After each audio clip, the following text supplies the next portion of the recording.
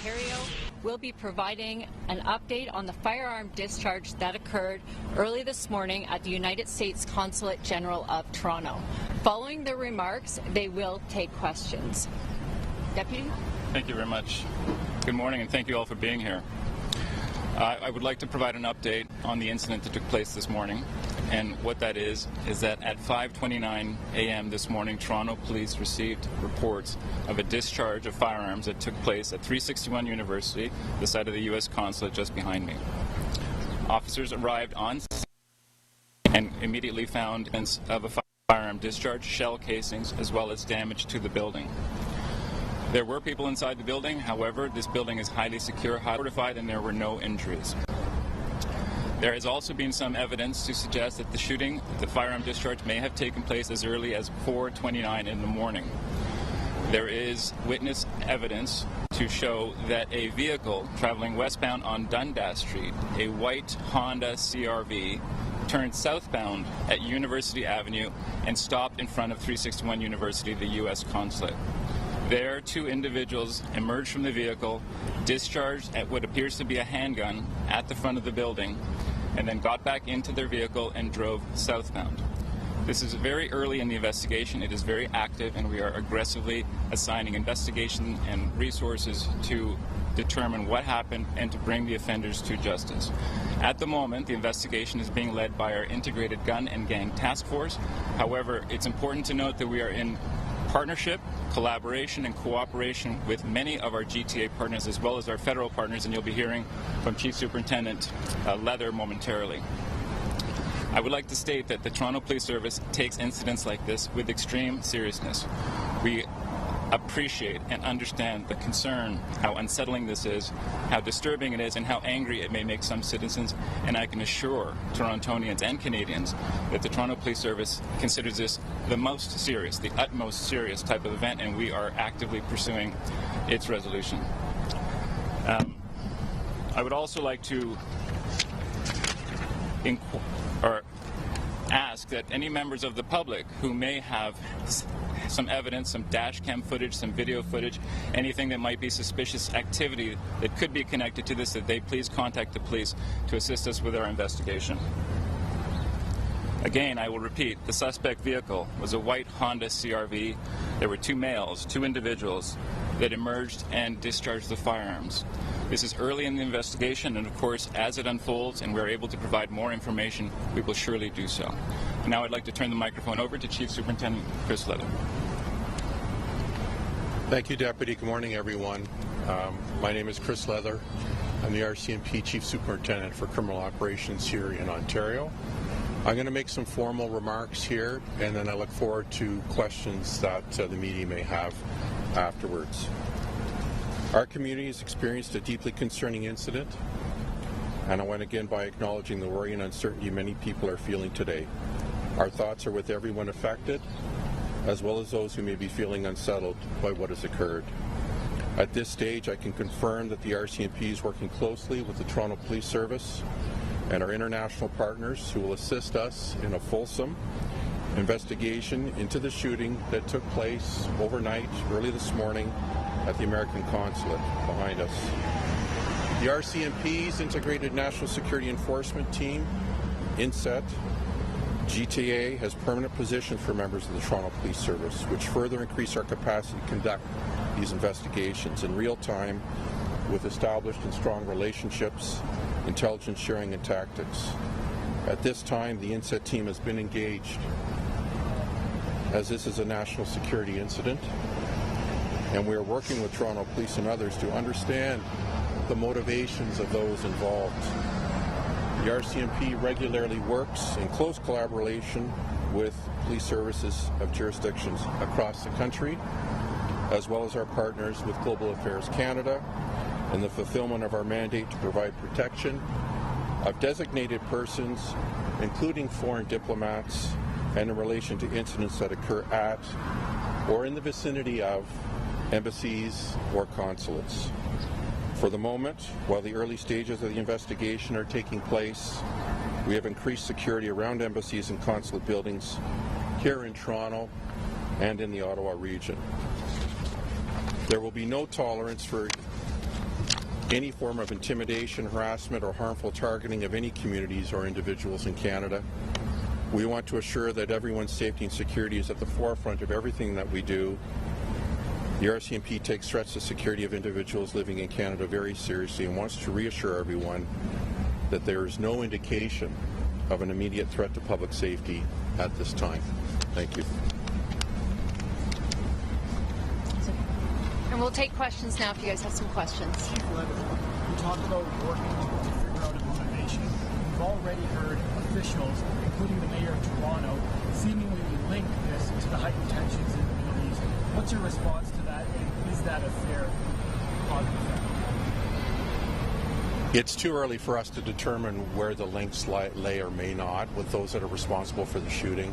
That is obviously part of the active investigation, and we're just simply not in a position to comment on that any further. This is a federal investigation. Could you speak to how that changes sort of the charges, the penalties, like how did that elevate the seriousness of this? Section 83, which is the portion of the Criminal Code of Canada that deals with terrorism offences, if it's indeed determined to be that, is the mandate under which we operate as the National Police Service pursuant to our integrated national security enforcement teams.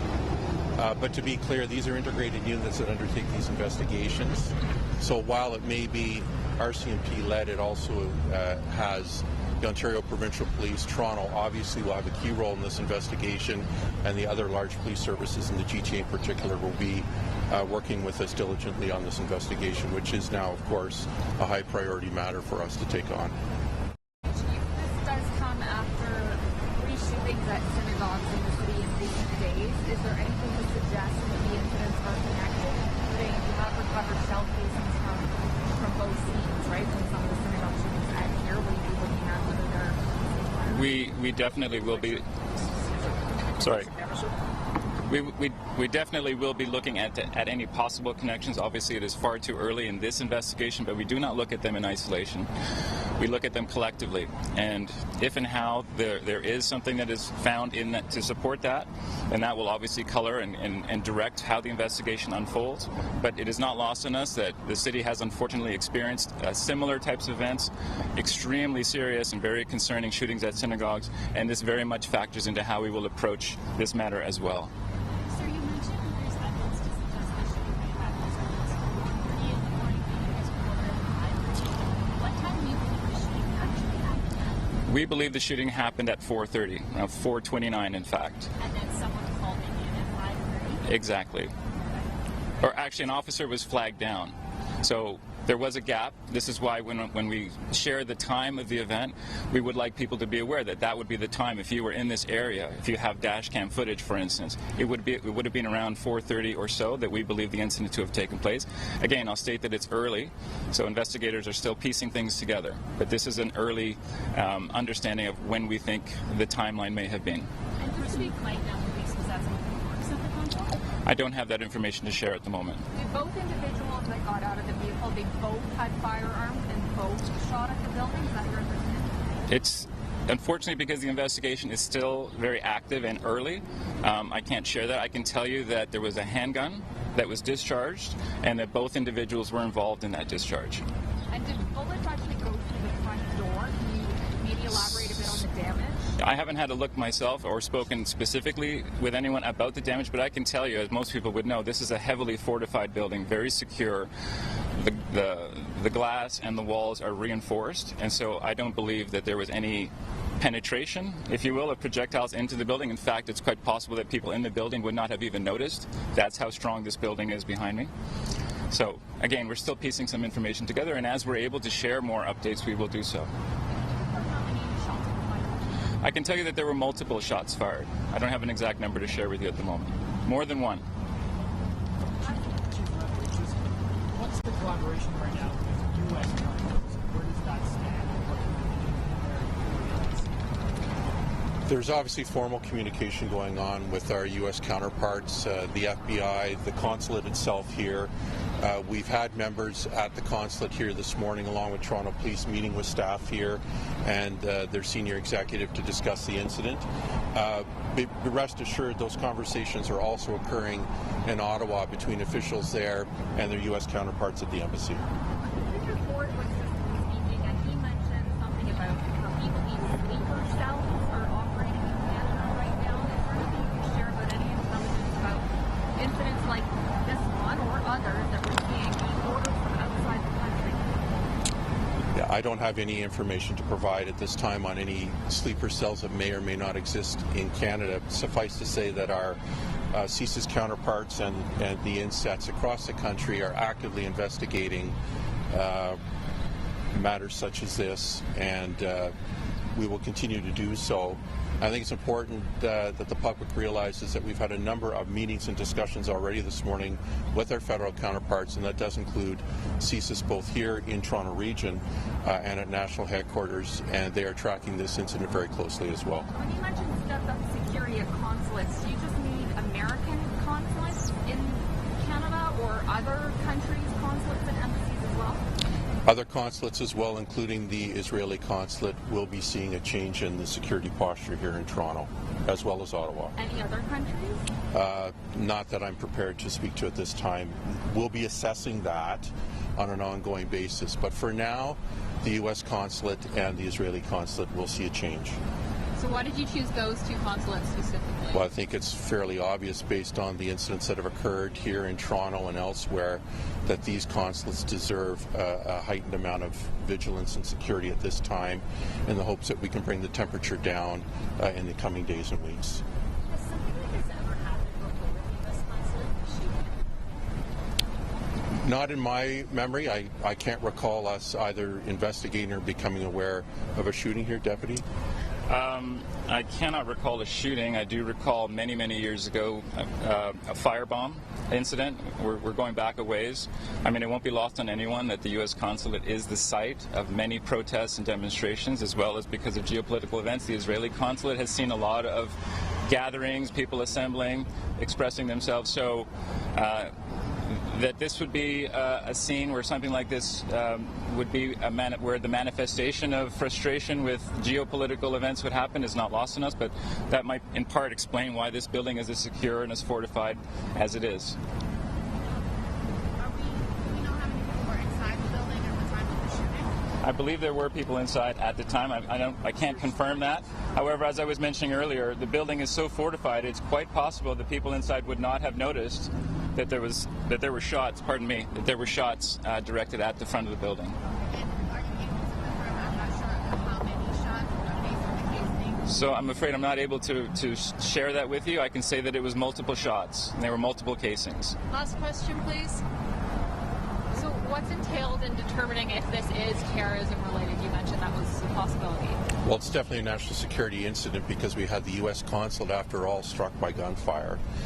Whether it's a terrorist event or not, that'll be subject to the investigation that will be undertaken in the coming days and weeks, and that'll be based on the evidence that's collected both here at the scene and subsequently through the work with our partners. Can you just give us an update quickly on traffic? How long is southbound getting closed? I'm afraid I'm not able to tell you exactly. I mean, I could follow up with you if you like. I'd speak to the people here that are protecting the scene, and rest assured that as soon as we're able to open up traffic, we will. We realize that this is obviously an inconvenience for people, but the investigation is of a very high priority, and we are making sure that we are not leaving anything to chance and looking at every little detail. I'd like to thank everyone for attending today. Just a reminder, if you were in the area early this morning around 4:29, if you're driving and you have dash cam footage, or you're a pedestrian and you have some video surveillance, potentially maybe on a cell phone, to please contact police. No matter how small anything could be to you, evidence-wise, it could be really big for us as a police agency to help us solve this case. So we are requesting anyone with information to please come forward. We will be providing updates to the public when we can make them available. So we will share any updates for the investigation when they become available. Thank you everyone for attending.